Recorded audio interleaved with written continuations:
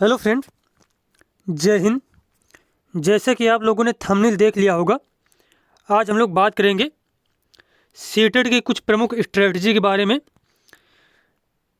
जो आपके पेपर में काफ़ी हेल्प करेंगी। और इस तरीके से आप अगर ये स्ट्रेटजी अपना रहे हैं तो आपका पेपर ज़रूर पास होगा। अब बात की जाए, जैसे कि यहाँ पे लिखा है कि बहुत से लोग हैं बिना पढ़े सीटेट कैसे पास करें। तो बहुत से लोग हाउस वाइफ वगैरह होती हैं तो तैयारी अपनी अच्छी तरीके से नहीं कर पाती हैं।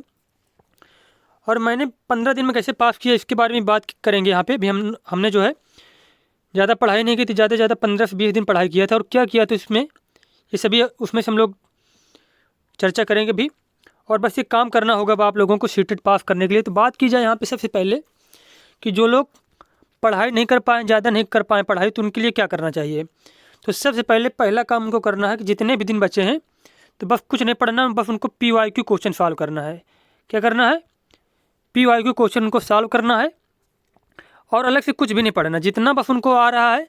अगर नई चीज़ें बहुत ज़्यादा इकट्ठा कर लोगे तो उससे कुछ मतलब नहीं है, ठीक है। तो नई चीज़ें कुछ भी नहीं पढ़ना है, जितना आ रहा है बस उसी का रिवीजन करना है बार बार। और पहला पॉइंट, सबसे ज़्यादा PYQ क्वेश्चन जितने भी हो सकें, जितने ज़्यादा हो सके PYQ क्वेश्चन लगाना है। और उसके बाद जब 5 दिन बचे लास्ट के जब 5 दिन बचे, उसके उतने टाइम क्या करना है, उतने टाइम बस एक एक सब्जेक्ट को पढ़ना है। जैसे कि पहले दिन क्या किया, CDP की सारी पढ़ डाला, CDP के पूरे PYQ सॉल्व कर लिया। दूसरे दिन हिंदी पूरी सॉल्व कर ली। लेकिन हाँ, ये है कि कम से कम अब आपको 8-10 घंटा देना पड़ेगा। इसमें से 10 घंटा नहीं, फिर भी मान लो 5-6 घंटा तो देना ही पड़ेगा। 15 दिन में अगर पेपर पास करना है तो 5-6 घंटा देना पड़ेगा, अगर पिछली तैयारी आपकी नहीं है, ठीक है। अगर तैयारी है पिछली कुछ बहुत तो 2-3 घंटा में पास हो जाएगा। तो बात किया जाए, सबसे पहला स्ट्रेटजी है कि PYQ जितने ज़्यादा सॉल्व करो उतना ही सही है, और कुछ भी नई चीज़ नहीं पढ़नी। उसके बाद दूसरी बात की जाए तो मैंने कैसे पास किया था 15 दिन में। तो मैंने भी ज़्यादा से ज़्यादा PYQ सॉल्व किया था। उसके बाद मैंने कुछ भी नहीं पढ़ा, एक भी ना कोई बुक ली, ना यूट्यूब वगैरह के वीडियो देखे थे, कुछ भी नहीं किया था। बस मैंने केवल PYQ सॉल्व किया था। अब PYQ कैसे सॉल्व करना है, जैसे कि ये नहीं कि बस एक क्वेश्चन लिखा तो आप उसका आंसर पढ़ लो, ऐसे नहीं सॉल्व करना है। उसके साथ साथ में नीचे जितने भी पॉइंट होते हैं, जितनी भी व्याख्याएं होती है, उसको साथ साथ समझते हुए चलना है, ठीक है। तो पहले पॉइंट तो ये हो गया। उसके बाद दूसरे पॉइंट की बात की जाए, जैसे कि सारे क्वेश्चन तो आते नहीं सबको, 150 नंबर का क्वेश्चन होता है। अगर उसमें से 70-80 क्वेश्चन भी आप अपने आप से कर पा रहे हैं, जनरल कैटेगरी अगर है, तो 90 नंबर उसमें से अपने आप आ जाते हैं। क्योंकि 10-15 नंबर तो जब सारे गोले भरोगे तो 10-15 नंबर तो सही हो जाते हैं। अब देखो गोले कैसे भरना रहता है, तो इसके लिए दूसरी स्ट्रेटजी ये होती है कि जैसे कि 4 क्वेश्चन है, ठीक है, 4 क्वेश्चन है तो 4-4 का पेड़ बना लेना है।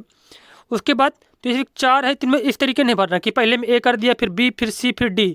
तो इस तरीके जो है गोले जो है इस तरीके नहीं भरना। क्या करना है कि जैसे कि A, B, C, D 4 option है, तो चारों में क्या करना है, हमें एक ही भरना है। सभी में अगर A भरेंगे तो A ही चारों में भरेंगे, B भरेंगे तो B ही मतलब B सभी में भरेंगे, तो ठीक है। इस प्रकार जैसे कि 4 में आपने B टिक लगाई, ठीक है, तो ज़रूर से ज़रूर उसमें से एक क्वेश्चन जरूर सही हो जाएगा। अब कुछ कर रहे हैं कि A सॉल्व कर लिया, B में टिक लगा दिए, तो क्या पता एक भी नहीं सही हो। लेकिन अगर 4-5 क्वेश्चन में एक ही ऑप्शन में टिक लगाएंगे तो ज़रूर एक क्वेश्चन उसमें से सही हो जाता है। तो दूसरा पॉइंट ये हमारा हो गया।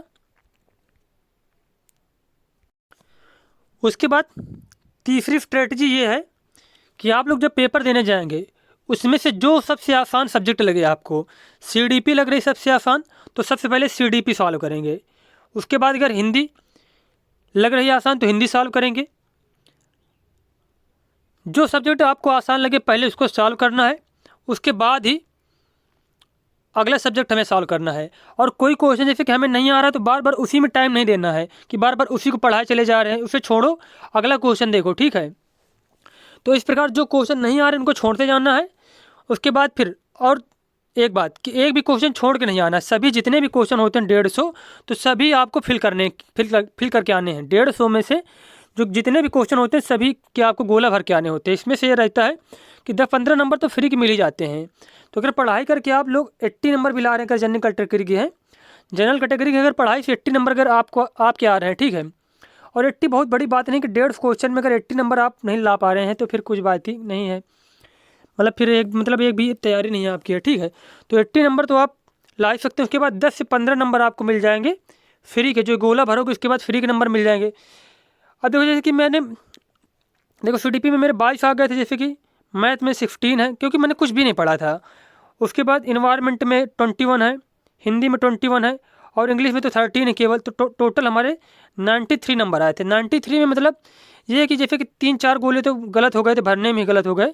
तो मैंने पहली बार में कुछ पढ़ा ही नहीं था, मतलब बस ऐसे ही पेपर देने चला गया था, तब भी क्या मतलब क्वालिफाई हो गया था। तो ये स्ट्रेटजी अगर आप लोग अपना रहे हैं तो इसमें क्या हो सकता है कि आप लोग ज़्यादा संभावना रहती है आपको पास करने की। ठीक है, मिलते हैं नेक्स्ट वीडियो में। धन्यवाद।